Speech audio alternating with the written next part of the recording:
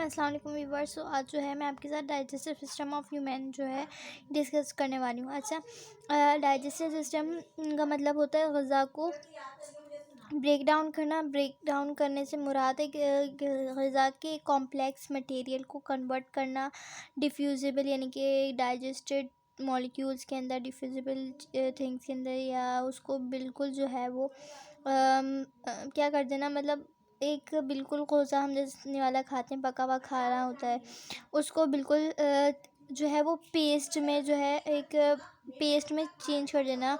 और उसको इतना मतलब उसको क्या नाम है, तमाम केमिकल से तमाम चीज़ों से ग्राइंडिंग करके एंजाइम्स वगैरह से उसको बिल्कुल करके एक ज़र्रे में चेंज कर देना, डिफ्यूज़िबल चीज़ में मॉलिक्यूल्स में चेंज कर देना, तो वो हमारे पास डाइजेस्टिव कहलाता है। तो इसमें बहुत अच्छी वो लिखी हुई डेफिनेशन आप देख सकते हैं।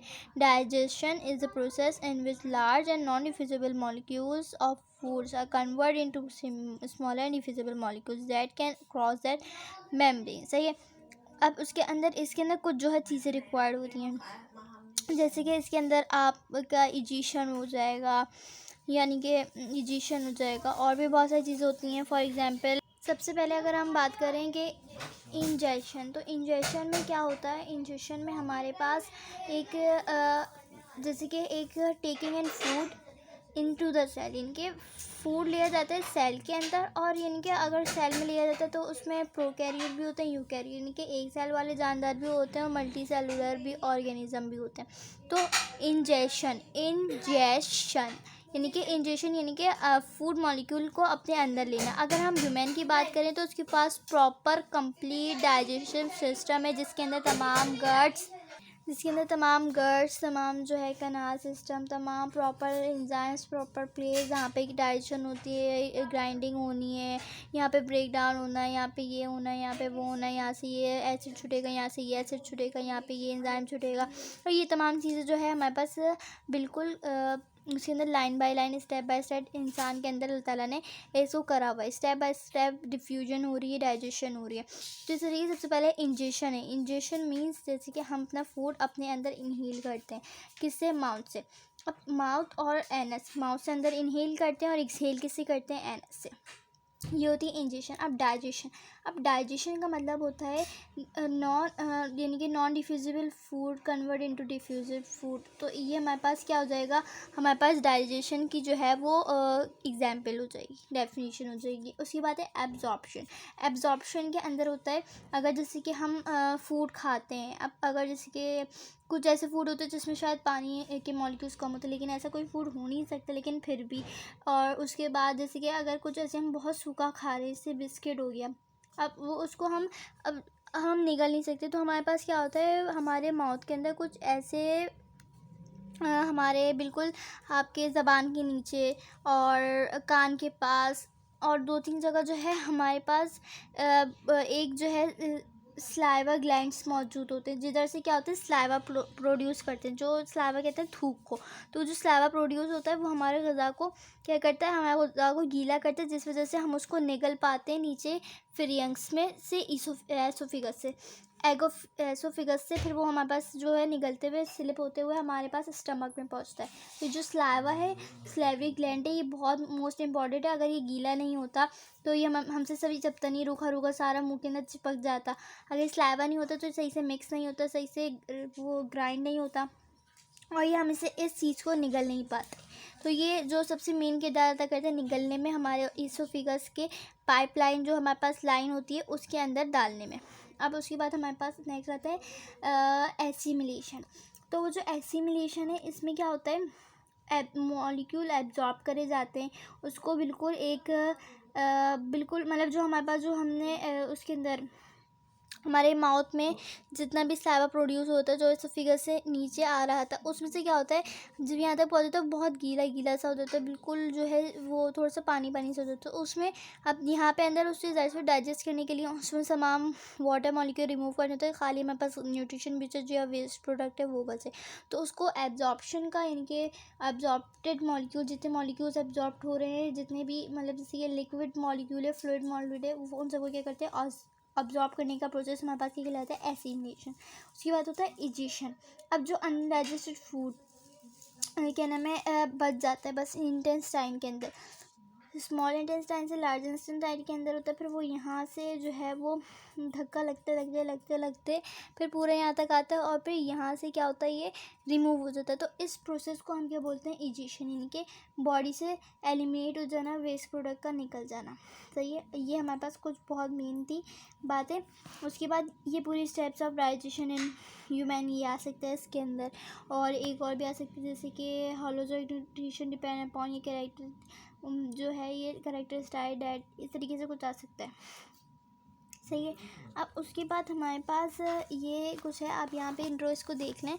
यहाँ पे हमारा स्टार्ट कहाँ से होता है, हमारा ओरल कैविटी या बकल कैविटी से कहते हैं, माउथ से स्टार्ट होता है हमारा, हम फूड को अंदर लेते हैं और देन यहाँ से एनस से आउट होता है। यहाँ से जाने के बाद यहाँ से सलाइवा ग्लैंड्स मौजूद हैं, फिर यंग सीए है, यहाँ से हम माउथ को ग्राइंड करने, यहाँ से डाइजेशन असल हमारी माउथ से ही स्टार्ट हो जाती है। हम जैसे निवाला अंदर लेते हैं, हमारे पास ज़बान जो है एक मस्कुलर बैग है, मस्कुलर ऑर्गन है जो कि क्या करती है, उसको पीसने में बहुत मदद करती है।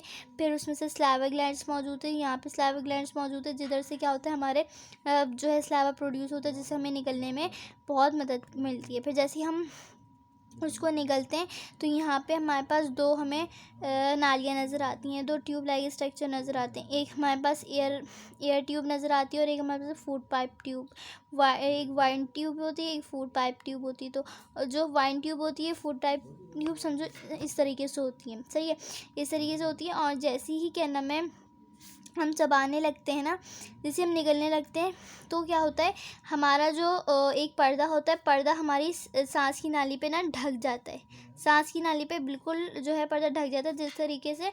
और फिर हमारे पास सिर्फ एक नाली खुली हुई होती है, खाने की नाली। तो उस खाने की नाली के अंदर हमारे पास खाना नीचे से जाता है। अगर जब भी कहते हैं कि खाते वक्त बोलना नहीं चाहिए, फंदे से जैसे लगता है, क्योंकि जो खाना या आने वाला या पानी जो है वो सांस की नाली में चला जाता है, फिर उससे खांसी होती है और वो अगर फंस जाए तो सडनली डेड भी हो सकती है।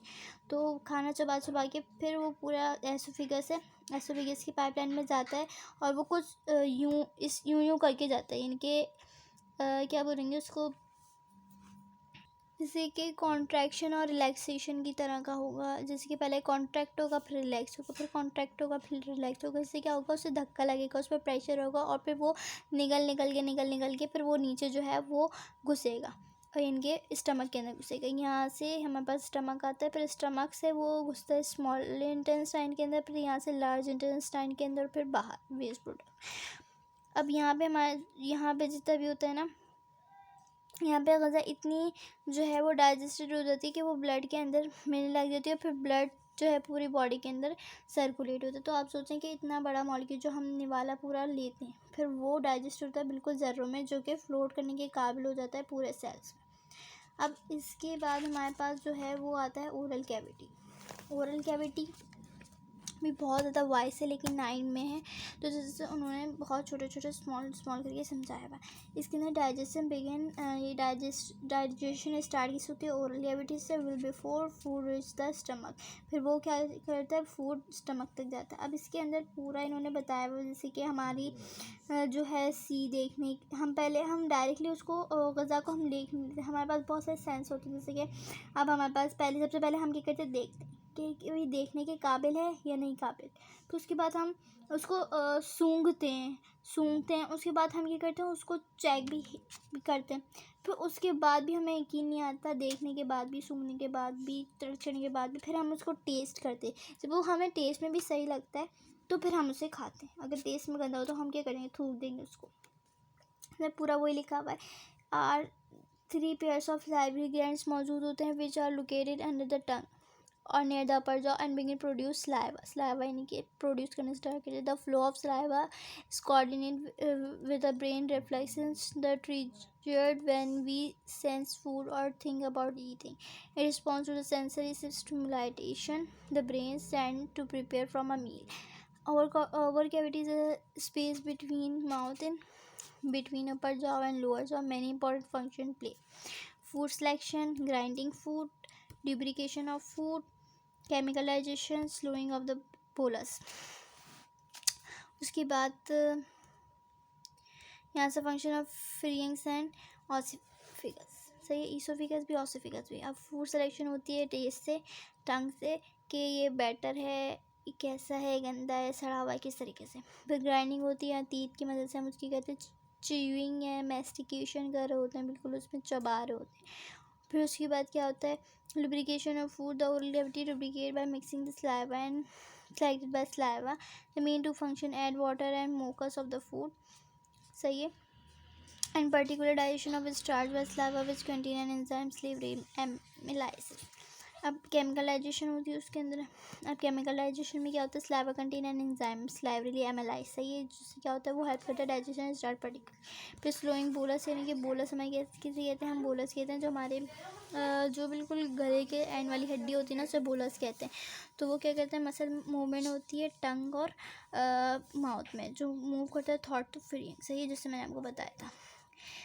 उम्मीद करती हूँ मेरी वीडियो पसंद आई होगी। नेक्स्ट वीडियो में हम फ्रीइंग्स एंड ईसोफेगस से स्टार्ट करेंगे। मेरे चैनल को सब्सक्राइब कर दे, लाइक कर दे। मिलते हैं आपसे नेक्स्ट वीडियो में। अल्लाह हाफिज़।